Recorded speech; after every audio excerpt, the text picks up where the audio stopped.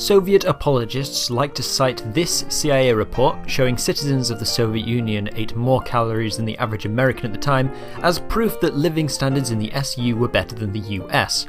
Even I've fallen for it before. A CIA report from the 1970s stated that the caloric intake of the average Soviet citizen was only slightly lower or even on par with the average American. So is the CIA study right? Other studies on the subject of Soviet consumption have the data varying wildly, which cast doubt on any of them being correct, but they all generally show that Soviet citizens were eating enough calories. However, simply getting enough calories doesn't equal a better diet. When we break down the sources of these calories, we can see that Russians mostly relied on bread, potatoes and dairy, compared to Americans who ate an equal amount of everything. In a 1986 study, 922 Soviet citizens were interviewed on their food habits, and they reported poor quality goods, daily queuing, shortages of what they wanted, and a lack of meat.